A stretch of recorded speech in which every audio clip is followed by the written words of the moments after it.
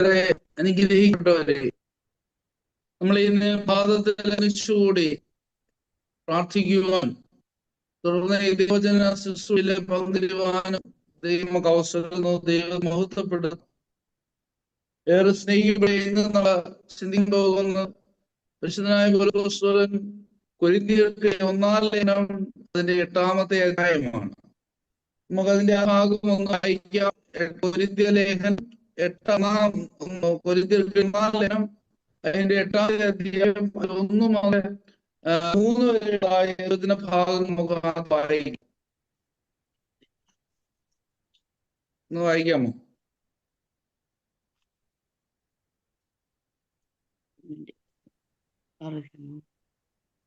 ബാറയ്ക്കുമോർ, വിഗ്രഹാർപ്പണങ്ങളെ കുറിച്ച് നമുക്ക് എല്ലാവർക്കും അറിവുണ്ട് എന്ന് നാം വിചാരിക്കുന്നു. അറിവ് ഗർവുണ്ടാക്കുന്നു, സ്നേഹമോ അഭിവൃദ്ധി വരുത്തുന്നു. ഒരുവൻ എന്തെങ്കിലും വിചാരിക്കുന്നുവെങ്കിൽ താൻ അറിയേണ്ടതുപോലെ ഒന്നും ഇതുവരെ അറിഞ്ഞിട്ടില്ല. ഒരുവൻ ദൈവത്തെ സ്നേഹിക്കുന്നുവെങ്കിൽ അവൻ ദൈവത്താൽ അറിയപ്പെട്ടിരിക്കുന്നു. അപ്പോ ആദ്യം നമുക്ക് അധ്യായത്തിലെ പ്രധാന വിഗ്രഹങ്ങൾക്ക് അർപ്പിതമായ ഭക്ഷണം ഒരു വിശ്വാസിക്ക് ലഭിക്കുവാനായി സാധിക്കുമോ എന്നുള്ള നമ്മളെ പലപ്പോഴും കുഴയ്ക്കുന്ന നമുക്ക് സംശയമുണ്ടാകുന്ന ഒരു ചോദ്യമാണ്. കൊരിന്ത്യ സഭയിൽ നമുക്കറിയാം, വിദ്യാലയത്തിലെ വിവിധ വിഷയങ്ങളാകാം അഭിമുഖീകരിച്ചുകൊണ്ടിരുന്നതായ വിവിധ വിഷയങ്ങൾ ഒക്കെ മറുപടി നൽകുകയാണ് അപ്പോസ്തലൻ ഈ ലേഖനത്തിലൂടെ.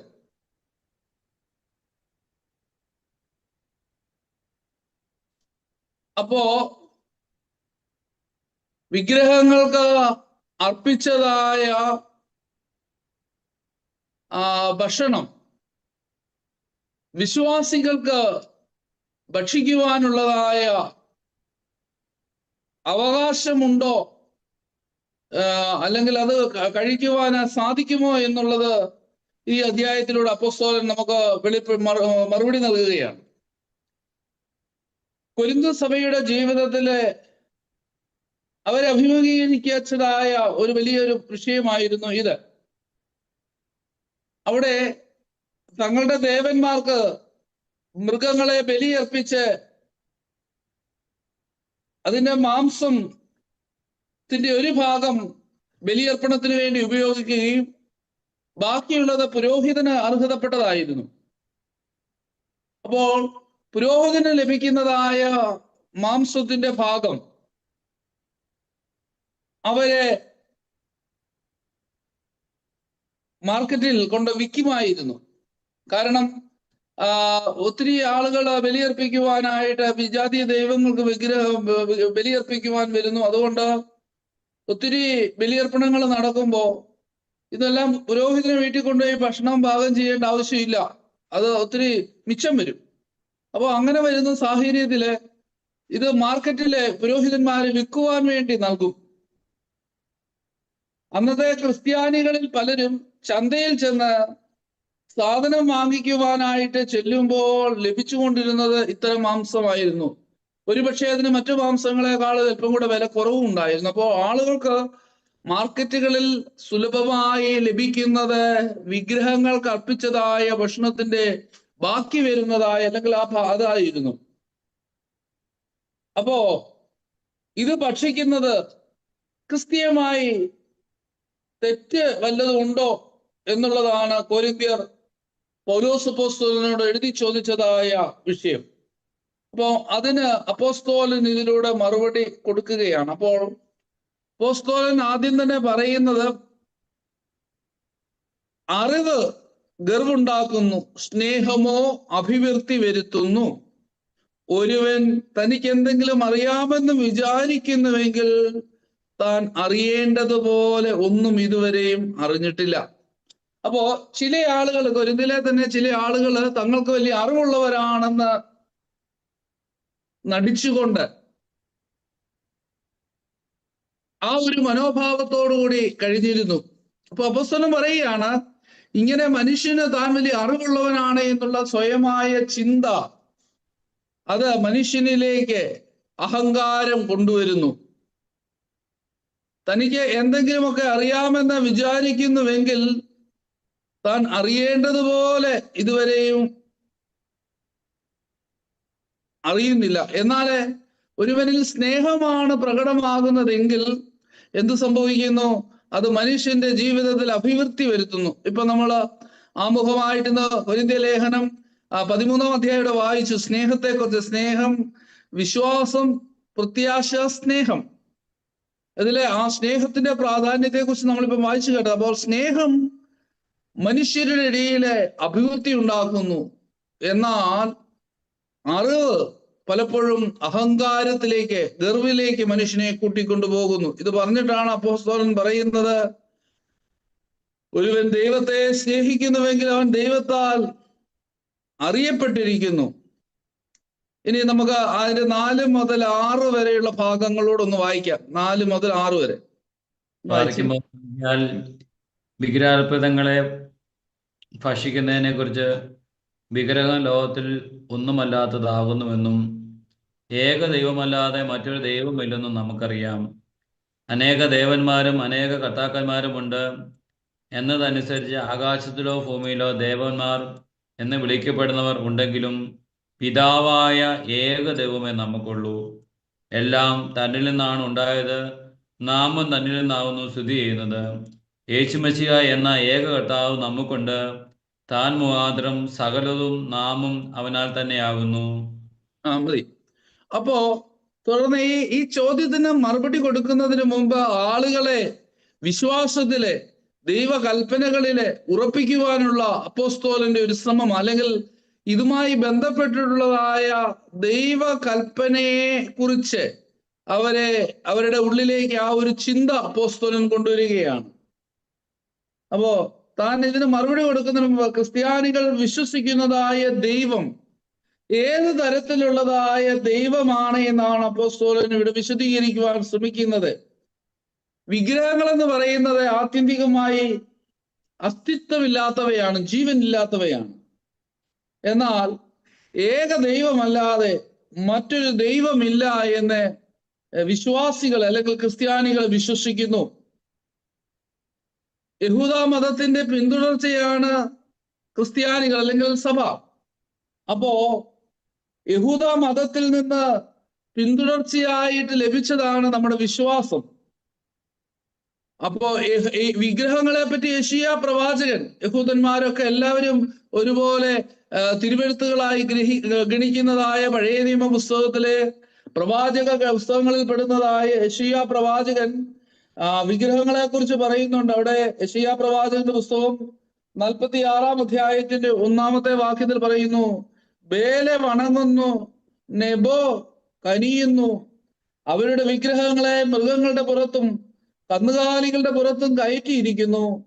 നിങ്ങൾ എടുത്തുകൊണ്ട് നടന്നവ ഒരു ചുമടും തളർന്ന മൃഗങ്ങൾക്ക് ഭാരവുമായി തീർന്നിരിക്കുന്നു. അപ്പോ യെശയ്യാ പ്രവാചകന്റെ പുസ്തകം 46-ാം അധ്യായത്തിലെ ഈ വിഗ്രഹങ്ങളെ സംബന്ധിച്ചുള്ളതായ, അല്ലെങ്കിൽ ഈ അന്നത്തെ പ്രത്യേകമായ കാലഘട്ടങ്ങളിൽ അവരുടെ ഇടയിൽ പല ദൈവങ്ങള്, ബാൽദേവനും കനാന്യ ദേവന്മാരും ഒക്കെ അങ്ങനെ അനേക ദേവന്മാരെ ആളുകളുടെ ഇടയിൽ ഉണ്ടായിരുന്നു. അവരെ ആരാധിച്ചിരുന്നതായ ആളുകള് അവരുടെ ഇടയിൽ ഉണ്ടായിരുന്നു. അപ്പോൾ ബേൽ വണങ്ങുന്നു, നെബോ മുട്ടുമടക്കുന്നു, അവരുടെ വിഗ്രഹങ്ങളെ മൃഗങ്ങളുടെയും കന്നുകാലികളുടെയും പുറത്ത് കയറ്റിയിരിക്കുന്നു. നിങ്ങൾ എടുത്തുകൊണ്ട് നടന്നവ ഒരു ചുവടും തളർന്ന മൃഗങ്ങൾക്ക് ഭാരവും ആയി തീർന്നിരിക്കുന്നു. അവ കുനിയുന്നു, ഒരുപോലെ മുട്ടുകുത്തുന്നു, ഭാരം മാറ്റുവാൻ സാധ്യമല്ലാതെ അവ തന്നെ അടിമയിലേക്ക് പോയിരിക്കുന്നു. പ്രിയപ്പെട്ടവരെ, അപ്പൊ വിഗ്രഹങ്ങളെ കുറിച്ച് പറയും, ഈ വിഗ്രഹങ്ങൾക്കൊന്നും ജീവനില്ല. ഇത് ഒരു സ്ഥലത്ത് നിന്ന് മറ്റൊരു സ്ഥലത്തേക്ക് കൊണ്ടുപോകണമെങ്കിൽ വലിയ കന്നുകാലികളുടെ, മൃഗങ്ങളുടെ പുറത്ത് അവ കയറ്റി വെക്കുമ്പോൾ അത് സത്യത്തിൽ ആ മൃഗങ്ങൾക്ക് കൂടെ ഭാരമാകുക. നമ്മുടെ ഭാരങ്ങളും പ്രയാസങ്ങളും വേദനകളും വഹിക്കുന്നവനായ വഹിക്കുവാൻ വേണ്ടി നാം ആശ്രയിക്കുന്ന സർവശക്തരായ ദൈവം നമ്മളെ ആശ്വസിപ്പിക്കുന്നവനാണ്.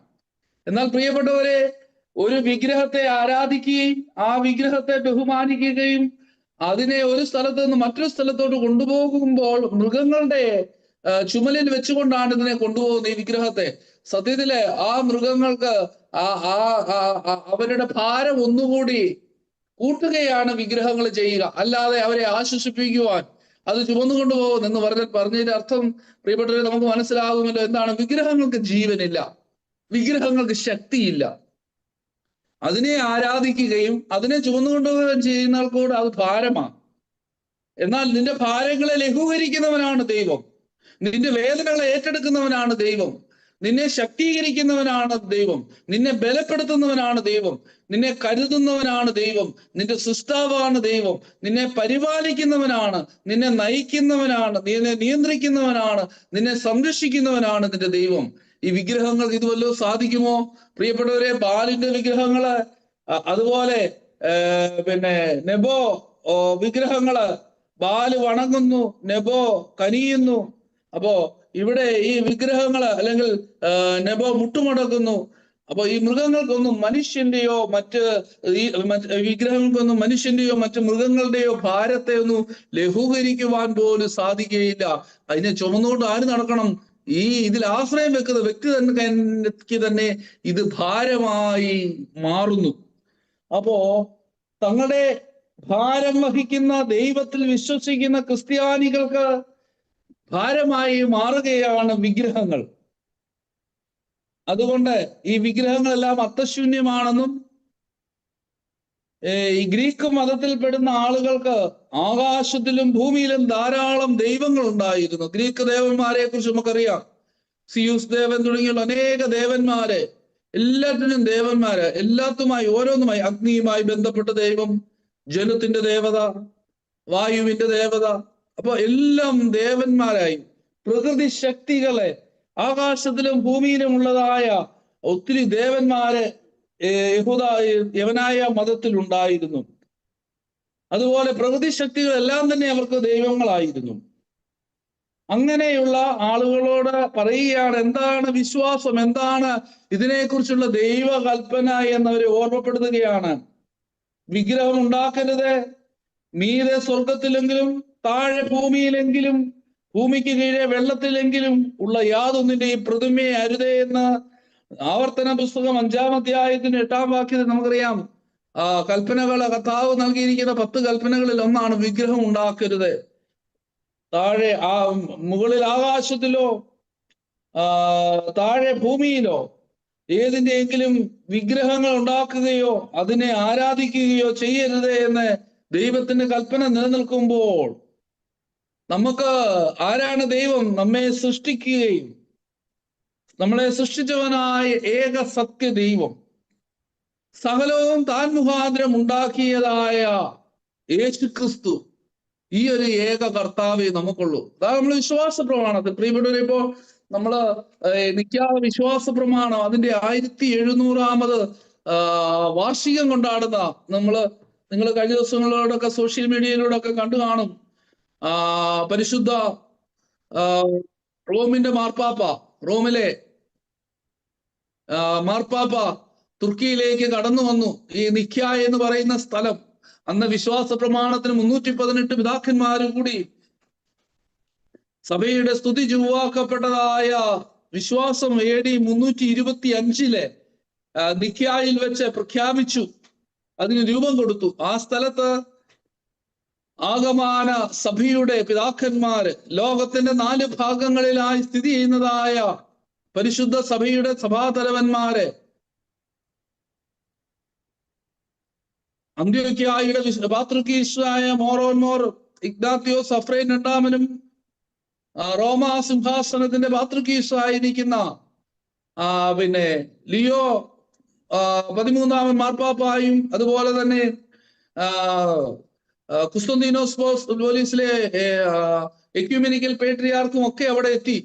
അലക്സാണ്ട്രിയൻ സിംഹാസനത്തിലെ നിന്നുള്ള പിതാക്കന്മാരും അവിടെ സന്നിഹിതരായിരുന്നു. അപ്പോ ലോകത്തിന്റെ 4 ഭാഗങ്ങളിലുമുള്ളതായ ആ സഭകളുടെ തലവന്മാരെ കൂടിയാണ് അവിടെ നിന്നുള്ള പിതാക്കന്മാരാണ് നിക്കാ വിശ്വാസ പ്രമാണത്തിന് രൂപം കൊടുത്തതെങ്കിൽ ഇന്നിപ്പോ 1700 വർഷം പിന്നിട്ടുമ്പോൾ ഓർക്കണം, ആ സ്ഥലത്ത് അവിടെ പരിശുദ്ധ പാത്രിക്കീസ് ബാവ നടത്തിയതായ പ്രഭാഷണം ഇന്ന് സോഷ്യൽ മീഡിയയിലൊക്കെ നിങ്ങൾ കേട്ട് കാണുമായിരിക്കും. അദ്ദേഹത്തോടൊരു അമേരിക്കൻ മാധ്യമ പ്രവർത്തകൻ അദ്ദേഹത്തെ ഇന്റർവ്യൂ ചെയ്യുമ്പോൾ അദ്ദേഹം പറയുകയാണ്, ഈ മണ്ണിൽ ജീവിക്കുക, ക്രിസ്ത്യാനിയായി ഇരിക്കുക എന്ന് പറയുന്നത് പോലും ഒരു സാക്ഷ്യമാണ്, ഒരു സുവിശേഷീകരണമാണ്. കാരണം ക്രിസ്ത്യാനിയായി ജീവിക്കുവാൻ അവിടെ വലിയ ബുദ്ധിമുട്ടാണ്.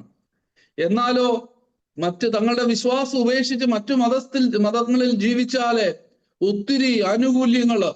അപ്പോൾ ജീവൻ നഷ്ടപ്പെടേണ്ടുന്നതായ സാഹചര്യത്തിൽ പ്രയാസങ്ങളിലൂടെ കടന്നു പോകാൻ, ഒത്തിരി തിക്താനുഭവങ്ങളിലൂടെ ഒരുപക്ഷെ കടന്നു പോകേണ്ടുന്ന സാഹചര്യം അങ്ങനെ ഉണ്ടാവുമ്പോ, അങ്ങനെ ഒരു സാഹചര്യത്തിൽ പോലും വിശ്വാസം ത്യജിക്കാതെ കർത്താവിന്റെ അനുയായിയായി എന്ന് ഈ ദേശത്ത് അറിയപ്പെടുക, അല്ലെങ്കിൽ അങ്ങനെ ജീവിക്കുന്നത് പോലും വലിയൊരു സുവിശേഷീകരണമാണ്.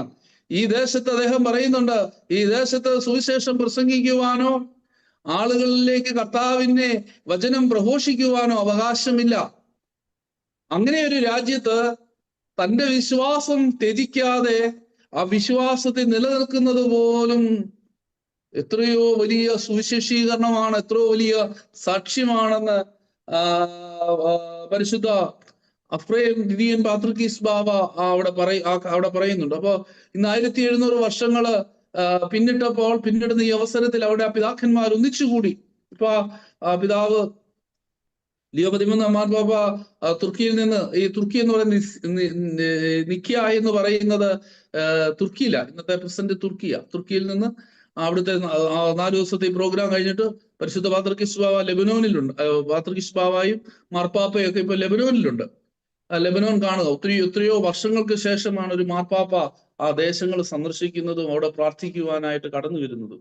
ഷർബീലിന്റെ ദേറായിലൊക്കെ, ശവകുടീരത്തിലൊക്കെ മാർപ്പാപ്പ പ്രാർത്ഥിക്കുന്ന സോഷ്യൽ മീഡിയയിലൂടെ ഒക്കെ നിങ്ങൾ കണ്ടു കാണും. അപ്പോ പ്രിയപ്പെട്ടവര്, ഞാൻ പറഞ്ഞു വന്നത്, ഇന്ന് ആ ദേശം വിശ്വാസം ഊട്ടിയുറപ്പിക്കുവാൻ വേണ്ടി പിതാക്കന്മാർ കൂടിയ സ്ഥലം, അവിടെയൊക്കെ ഇന്ന് ക്രിസ്ത്യാനികൾ ഇല്ലാതായിരിക്കുന്നു. ക്രിസ്ത്യാനികളായി ജീവിക്കുക എന്നത് പ്രയാസമായിരിക്കും. എന്നിട്ട് പോലും ആ വിശ്വാസം ത്യജിക്കാതെ അതിനുവേണ്ടി ജീവിക്കുന്ന ഏതാനും ആളുകളെ, കുറച്ചാളുകൾ അവിടെ ശേഷിക്കുന്നു എന്നുള്ളത് വലിയൊരു അത്ഭുതമാണ്. അപ്പോൾ ഈ നിക്കായിലെ പിതാക്കന്മാരെന്ന് കൂടി AD 325-ൽ 318 പിതാക്കന്മാർ കൂടി രൂപം കൊടുത്തതായ വിശ്വാസ പ്രമാണം അവിടെ പറയുന്നത് എന്താണ്? സർവശക്തിയുള്ള പിതാവായ ആകാശത്തിന്റെയും ഭൂമിയുടെയും കാണപ്പെടുന്നതും കാണപ്പെടാത്തതുമായ സകലത്തിന്റെ സൃഷ്ടിതാവായ സത്യേക ദൈവത്തിൽ ഞങ്ങൾ വിശ്വസിക്കുന്നു. അപ്പൊ ആദ്യം ഏറ്റുപറഞ്ഞത് ഈ സകലത്തിന്റെ സൃഷ്ടാവായ സർവശക്തനായ ദൈവം, ഇൽഷാദായി ദൈവം. ഇൽഷാദായി ദൈവം എന്ന് പറയുന്നത് എന്താണെന്നറിയാൻ പ്രിയപ്പെട്ടവർ, നമ്മുടെ ഒരു പാതിനോമ്പിന്റെ പ്രാർത്ഥനയ്ക്കകത്തുണ്ട്, പാട്ടിനകത്തുണ്ട് ഇൽഷാദായി തനയൻ. ഇൽഷാദായി എന്ന് പറയുന്നത് ഒരു എബ്രായ പ്രയോഗമാണ്. ഇലെന്ന് പറഞ്ഞാൽ ദൈവം, ഷാദായി എന്ന് പറഞ്ഞാല് സർവശക്തൻ, പരിപാലകൻ.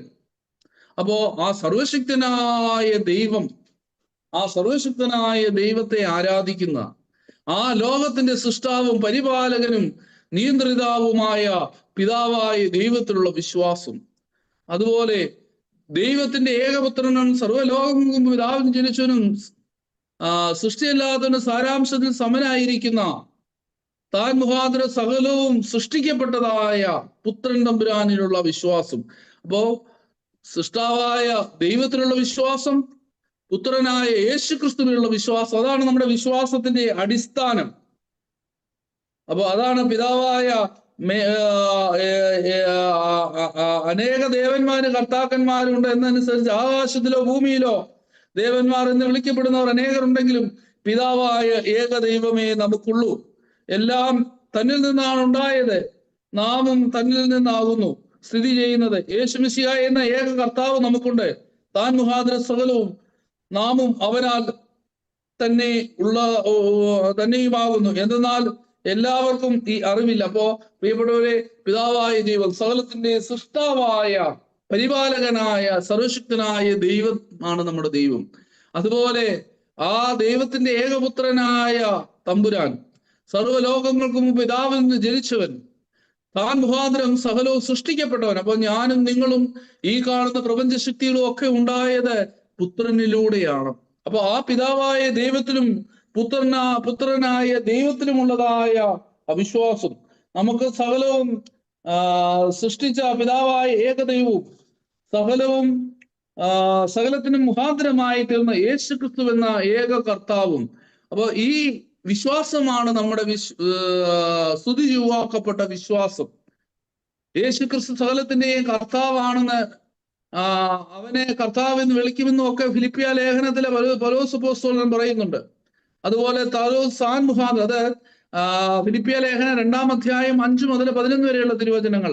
അതുപോലെ സകലവും അവൻ മുഖാന്തരമാണും അവനായിട്ടുമാണ് സൃഷ്ടിക്കപ്പെട്ടതെന്ന് കൊലോസ്യ ലേഖനത്തിലും അപ്പോസ്തലൻ പറയുന്നുണ്ട്. കൊലോസ്യ ലേഖനം 1-ാം അധ്യായം 16-ാം വാക്യത്തിലും. അപ്പോൾ ക്രിസ്ത്യാനികൾ ആയ അനേകർക്ക് ഈ കാര്യങ്ങളൊക്കെ അറിവുണ്ടെങ്കിലും പലരും എന്ത് ചെയ്യുന്നു?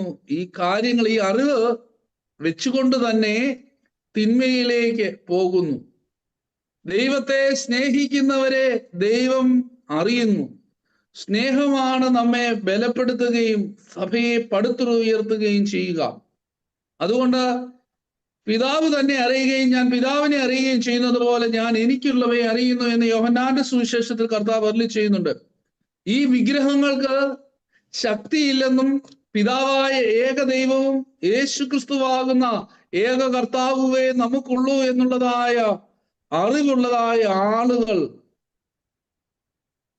വിഗ്രഹാർപ്പിതം ഭക്ഷിക്കുന്നതിൽ തെറ്റില്ല എന്ന് അപ്പോസ്തലൻ ആദ്യം പറഞ്ഞു വെക്കും. അപ്പം ഈ വിഗ്രഹങ്ങൾക്ക് അർപ്പിച്ചത് ഭക്ഷിക്കാമോ? ഇതാണ് ഇവിടുത്തെ ചോദ്യം. അപ്പൊ അപ്പോസ്തലൻ ആദ്യം പറയുന്നു, നിനക്ക് പൂർണ്ണ വിശ്വാസമുണ്ട് ഇത് ദൈവമല്ല എന്നും ഈ കഴിക്കാൻ പോകുന്ന സാധനത്തിന് ശക്തിയില്ലെന്നും ഇത് വെറും ആഹാരമാണെന്നും എന്റെ കർത്താവ് സർവത്തിന്റെ സൃഷ്ടിതാവായ സർവശക്തനായ ദൈവമാണെന്നും ഈ യേശുക്രിസ്തു എന്ന ഏക കർത്താവേ എനിക്കുള്ളൂ എന്നുള്ളതായ ബോധ്യം നിനക്കുണ്ടെങ്കിൽ, അതായത് സൃഷ്ടാവായ പിതാവായ ദൈവത്തിലും നമ്മെ പരിപാലിക്കുന്ന, നമ്മെ രക്ഷിച്ച, വീണ്ടെടുത്ത പുത്രനിലുമുള്ളതായ പൂർണ്ണ വിശ്വാസം നിനക്കുണ്ട് എന്നുണ്ടെങ്കിലും ഈ കഴിക്കുന്ന സാധനം ഇതൊരു വെറും ആഹാരമാണ് എന്നുള്ളതായ ഒരു ചിന്തയോടുകൂടി കഴിച്ചാൽ അത് തെറ്റില്ല എന്നാണ് അപ്പോസ്തലൻ ആദ്യം പറയുന്നത്. പ്രിയപ്പെട്ടവരെ, തെറ്റില്ല എന്ന് പറഞ്ഞത് നമുക്ക് കഴിക്കാമെന്നുള്ള അർത്ഥമല്ല നമ്മൾ ആക്കേണ്ടത്. നമുക്ക് പുറകോട്ട് വരാം. ബാക്കിയുടെ നമുക്ക് വായിക്കാം. 7 മുതലുള്ള ഭാഗങ്ങളോടൊന്ന് വായിച്ച് 7 മുതൽ 13 വരെയുള്ള ഭാഗങ്ങൾ, തുറന്നുള്ള ഭാഗങ്ങളോട് വായിക്കാം. എന്നാൽ എല്ലാവർക്കും ഈ അറിവില്ല. വിഗ്രഹങ്ങളെ കുറിച്ച് ഇതുവരെ തങ്ങൾക്കുള്ള അറിവ് അനുസരിച്ച് ബലി അർപ്പിക്കപ്പെട്ടവ എന്നവണ്ണം ഭക്ഷിക്കുന്ന ചിലരുണ്ട്. അവരുടെ മനസ്സാക്ഷി ബലഹീനമാകിയാൽ അത് അശുദ്ധമാവുകയും ചെയ്യുന്നു. ഭക്ഷണം നമ്മെ ദൈവത്തോട് അടുപ്പിക്കുന്നില്ല. നാം ഭക്ഷിക്കുന്നുവെങ്കിൽ നമുക്ക് വർധനവോ, ഭക്ഷിക്കാതിരുന്നോണ്ട് നമുക്ക് കുറവോ വരുന്നില്ല. നിങ്ങളുടെ ഈ സ്വാതന്ത്ര്യം ബലഹീനർക്ക് ഇടർച്ചയാകാതിരിക്കാൻ സൂക്ഷിച്ചുകൊള്ളണം. ജ്ഞാനിയായ നീ വിഗ്രഹാലയത്തിൽ നിന്ന് ഭക്ഷണത്തിന് ഇരിക്കുന്നതായ ഒരുവൻ കണ്ടാൽ അവന്റെ മനസാക്ഷി ബലഹീനമാകിയാൽ വിഗ്രഹാർപ്പിതം ഭക്ഷിക്കാമെന്ന് അവന്റെ മനസ്സിൽ ഉറയ്ക്കുകയില്ലയോ? മശീഹ ആർക്കു വേണ്ടി മരിച്ചുവോ ആ ബലഹീനൻ നിന്റെ ജ്ഞാനത്തിന്റെ പേരിൽ നശിച്ചു പോകുന്നു. ഇങ്ങനെ നിങ്ങൾ നിങ്ങളുടെ സഹോദരന്മാരോട് തെറ്റ് ചെയ്ത് അവരുടെ ദുർബല മനസാക്ഷിയെ നശിപ്പിക്കുന്നുവെങ്കിൽ മശീഹയോടാവുന്നു നിങ്ങൾ തെറ്റ് ചെയ്യുന്നത്. ആകിയാൽ ഭക്ഷണം നിന്റെ സഹോദരൻ ഇടച്ചു വരുത്താതിരിക്കേണ്ടതിന് ഞാനൊരു നാളും മാംസം ഭക്ഷിക്കുകയില്ല. ദൈവമേ സ്നേഹിക്കുമാവുന്നു പാറിക്കുമോ. അപ്പോൾ പ്രിയപ്പെട്ടവരെ, ഇവിടെ അപ്പോസ്തലൻ ആദ്യം പറഞ്ഞു വെച്ചു, ആർക്കാണ് ഈ ഭക്ഷണം, ഇത് വിഗ്രഹങ്ങൾക്ക് അർപ്പിച്ച ഭക്ഷണം കഴിക്കുന്നതിൽ തെറ്റില്ല എന്ന് അപ്പോസ്തലൻ എന്ന് പറഞ്ഞപ്പോൾ അപ്പോസ്തലൻ പറയുന്നത്, നിനക്ക് നല്ല പൂർണ്ണ വിശ്വാസമുണ്ട്, ഇതിന് ശക്തിയില്ല, ഈ കഴിക്കുന്നത് കൊണ്ട് എനിക്ക് എന്തെങ്കിലും അനുഗ്രഹം ഉണ്ടാകുകയില്ല, ഇതെന്റെ വിശപ്പ് മാറ്റാൻ മാത്രം, എന്റെ വയറ് നിറയാൻ മാത്രമേ പ്രയോജനപ്പെടുകയുള്ളൂ എന്ന ബോധ്യമുണ്ടെങ്കിൽ ആ ബോധ്യത്തോടെ കഴിച്ചാൽ തെറ്റില്ല എന്ന് അപ്പോസ്തലൻ പറഞ്ഞിട്ട് അപ്പോസ്തലൻ അവിടെ കൊണ്ട് അവസാനിപ്പിക്കുകയല്ല പ്രിയപ്പെട്ടവരെ. അപ്പോസ്തലൻ മറ്റൊരു കാര്യം പറയുന്നുണ്ട്. അപ്പോസ്തലൻ പറയുന്നത്, വിഗ്രഹാർപ്പിതം ഭക്ഷിക്കുന്നതിന് തടസ്സമായിട്ടുള്ളത് ഇതേക്കുറിച്ചുള്ള അറിവില്ലായ്മ മാത്രമല്ല. അറിവുണ്ടെന്നും പറഞ്ഞ് നീ കയറി ഭക്ഷിച്ചിട്ട് കാര്യമില്ല. സഭയിൽ ചിലര് ദുർബല മനസ്കരാണ്. അവർ ആദ്യം ധൈര്യമായി വിഗ്രഹാർപ്പിതമായ ഭക്ഷണം ഭക്ഷിക്കുന്നുവെങ്കിലും പിന്നീട് അവർക്കത് മനസാക്ഷിക്കുത്തുണ്ടാക്കുന്നു. അറിവുള്ളവർക്ക് വിഗ്രഹാർപ്പിതം തിന്നുന്നത് കൊണ്ട് നേട്ടമോ തിന്നാതിരുന്നത് കൊണ്ടോ കോട്ടമോ ഉണ്ടാകുന്നില്ല. എന്നാൽ ഒരു പ്രത്യേക കാരണത്താൽ അവരും വിഗ്രഹാർപ്പിത ഭക്ഷണം ഭക്ഷിക്കാതിരിക്കുന്നതാണ് നല്ലത്. അവരെ ക്ഷേത്രങ്ങളിൽ നിന്നും മറ്റും ഇത് ഭക്ഷിക്കുമ്പോൾ അത്രയ്ക്ക് അറിവില്ലാത്ത ഒരു ദുർബല മനസ്കരും അത് കാണുവാൻ ഇടയായാൽ അതവരെ വഴിതെറ്റിച്ചെന്ന് വരാം. കാലക്രമേണ അവരും യഥാർത്ഥ ദൈവത്തിലുള്ള വിശ്വാസത്തിൽ നിന്ന് വഴുതി മാറി വിഗ്രഹാരാധനയിലേക്ക് തിരിയുവാനായിട്ടിടയായിട്ട് വരും. ഇങ്ങനെ അറിവില്ലാത്തവർ ചെയ്യുന്ന പാപം അറിവുള്ളവർ മുഖാന്തരം ഉളവാകുന്നു. അറിവുള്ളവന്റെ പ്രവൃത്തി യേശുവിനോട് ചെയ്യുന്ന പാപമായി തീരും. അതുകൊണ്ട് വിഗ്രഹാരാധന വിട്ടുപോകണമെന്ന പൗലോസ് അപ്പോസ്തലൻ ഈ ലേഖനത്തിൽ നമ്മെ ഓർമ്മപ്പെടുത്തുക. പ്രിയപ്പെട്ടത് എന്താണെന്നറിയാവോ? അപ്പോസ്തലൻ പറഞ്ഞു, നിനക്ക് നല്ല ബോധ്യമുണ്ട് ഇത് വിഗ്രഹമാണെന്നും വിഗ്രഹത്തിന് പൂജിച്ചതിന്റെ ബാക്കിയാണ് എന്നും അതുകൊണ്ട് അവരതുകൊണ്ട് ചന്തയിൽ കൊണ്ട് വിറ്റതാണെന്നും ഇത് എന്റെ ആഹാരത്തിന് എന്ന നിലയിൽ ഞാൻ ഇതിനെ കഴിക്കുന്നു എന്നുള്ള ചിന്തയോടുകൂടി നീ ഇതിനെ കഴിച്ചാൽ അത് തെറ്റില്ല. അതിനകത്തൊരു ഇത് അനുഗ്രഹമാണെന്നും ഇതിലൂടെ ശക്തി ലഭിക്കുമെന്നും ഇതിലൂടെ കൃപയുണ്ടാകുമെന്നും ഒക്കെയുള്ള ബോധ്യത്തിൽ നമ്മൾ കഴിക്കുമ്പോഴാണ് അത് തെറ്റായിട്ട് മാറുന്നത് എന്ന് അപ്പോസ്തലൻ പറഞ്ഞിട്ട് അപ്പോസ്തലൻ പറയുകയാണ്, പക്ഷെങ്കിൽ നീ അതിന് പോകാതിരിക്കുക നല്ലത്. കാരണം അതിന്റെ അപകടം അപ്പോസ്തലൻ പറയുക, നിനക്കൊരു പക്ഷെ ബോധ്യം കാണും ഇത് കഴിക്കുമ്പോ, പക്ഷെങ്കിലേ ഇത് മറ്റു മനുഷ്യര് കണ്ടാലേ ചില ദുർബല മനസ്കരുണ്ട്. അതുകൊണ്ടാണ് ഈ പിതാക്കന്മാരൊക്കെ പഠിപ്പിക്കുന്നത് നമ്മൾ നല്ല തീഷ്ണതയുള്ളവരായിരിക്കണം വിശ്വാസത്തിൽ. നമ്മള് അതുകൊണ്ട് വലിയ കുഴപ്പമൊന്നുമില്ല എന്ന ചില കാര്യങ്ങളിൽ പറഞ്ഞു കൊടുക്കുമ്പോൾ അതൊരു തെറ്റായ മെസ്സേജ് ജനങ്ങളിലേക്ക് എത്തുവാനായിട്ട് ഇടയായിട്ട് തീരും. ഇപ്പൊ നോമ്പില് ഇപ്പൊ പറയാ ബുധനാഴ്ച അല്ലെങ്കിൽ വലിയ നോമ്പില് നമ്മൾ ഭക്ഷിച്ചു എന്ന് വിചാരിക്കുക, മാംസം ഭക്ഷിച്ചുവെങ്കിൽ അല്ലെങ്കിൽ നോമ്പ് ലംഘിച്ചുവെങ്കിൽ ഈ കണ്ടു നിൽക്കുന്ന ആളുകള് എന്തു പറയും? ഇപ്പൊ ഒരു പ്രത്യേക സാഹചര്യത്തില് നമ്മള് വലിയ നോമ്പിൽ ഭക്ഷണം കഴിച്ചു, മാംസം കഴിക്കേണ്ട ഒരു സാഹചര്യം ഉണ്ടായി, നമ്മൾ കഴിച്ചു. ഒരു പക്ഷെങ്കില് ഒരു വീട്ടിൽ ചെന്നപ്പോ അവിടെ അവര് നോമ്പിന്റെ കാര്യം ഓർത്തില്ല. അവര് നമുക്ക് വേണ്ടി മാംസഭക്ഷണമാണ് തയ്യാറാക്കിയിരിക്കുന്നത്. അവർക്ക് ആ പാടെ വലിയ സങ്കടമായിപ്പോയി. അയ്യോ, അച്ഛൻ വന്നിട്ട് ഞങ്ങൾ ഇന്ന് ഇതാണല്ലോ. അപ്പൊ അവരെ വിഷമിപ്പിക്കേണ്ട എന്ന് കരുതി അച്ഛനെന്ന് വിചാരിക്കുക, കഴിച്ചെന്ന് വിചാരിക്കുക. അപ്പം ആ സാഹചര്യവും ആ കാര്യങ്ങളും ഒക്കെ കണ്ടു നിൽക്കുന്ന ആളുകൾക്കറിയാം. അപ്പോ കുറെ കഴിയുമ്പോ അല്ലെ കുറച്ചു ദിവസം കഴിയുമ്പോൾ വേറെ ആരോടെങ്കിലും സംസാരിക്കുമ്പോൾ പറയും, അന്ന് അച്ഛൻ ഇന്ന ദിവസം നോമ്പുള്ള ദിവസം ഞങ്ങളുടെ വീട്ടിൽ വന്നപ്പം മാംസം കഴിച്ചായിരുന്നു. അപ്പം ആ മൂന്നാമത്തെ വ്യക്തി വിചാരിക്കും, ഉണ്ടോ ഇത് അവിടെ വേറൊന്നും ഉണ്ടാക്കാഞ്ഞത് കൊണ്ടും വേറൊന്നും ഇല്ലാത്തത് കൊണ്ടും ഇനി ആ വീട്ടുകാർക്കൊരു ബുദ്ധിമുട്ടാകണ്ട, വിഷമം ആകണ്ട, ഞാൻ കഴിക്കാതെ പോയാൽ വീട്ടുകാർക്ക് ബുദ്ധിമുട്ടാകുമല്ലോ എന്ന് കരുതി കഴിച്ചു എന്ന് വിചാരിക്കുക. പക്ഷെ മൂന്നാമതൊരു വ്യക്തിയിലേക്ക് തരുന്ന മെസ്സേജ് എന്തായിരിക്കും അറിയോ? ഇത് കണ്ടു നിൽക്കുന്ന വ്യക്തിക്ക് മനസ്സിലാവും അവിടെ വേറെ ഭക്ഷണമൊന്നും ഇല്ലാഞ്ഞത് കൊണ്ടാണ് അച്ഛൻ കഴിച്ചത്. പക്ഷെങ്കിൽ മൂന്നാമതൊരു വ്യക്തി ഇതിലേക്ക് ചെന്ന് പറയുമ്പോൾ പറയുന്നത് എന്നാണെന്നറിയാവോ? അച്ഛൻ കഴിച്ചു, അതുകൊണ്ട് കുഴപ്പമൊന്നുമില്ല, അതുകൊണ്ട് നമുക്കും കഴിക്കാം. എടാ, അന്ന് വന്നപ്പോൾ അച്ഛൻ വന്നപ്പം ഇത് കഴിച്ചായിരുന്നല്ലോ, അതുകൊണ്ട് നമുക്ക് കഴിക്കാം, കുഴപ്പമില്ല എന്ന് ആ സാഹചര്യം പോലും മനസ്സിലാക്കാതെ വേറൊരു മൂന്നാമത്തെ വ്യക്തി ചിന്തിക്കും.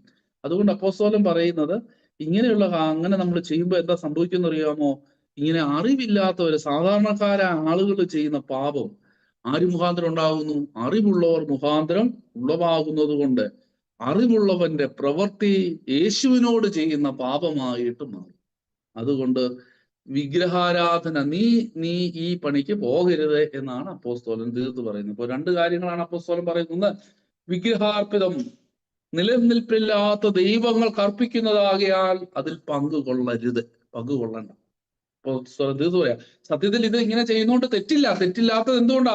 നിനക്ക് പൂർണ്ണ വിശ്വാസമുണ്ട്, നിന്റെ ദൈവമായ കർത്താവ് ഏകനാണ്, പിതാവായ ദൈവവും പുത്രനായ യേശു ക്രിസ്തു അല്ലാതെ വേറെ ദൈവമില്ല.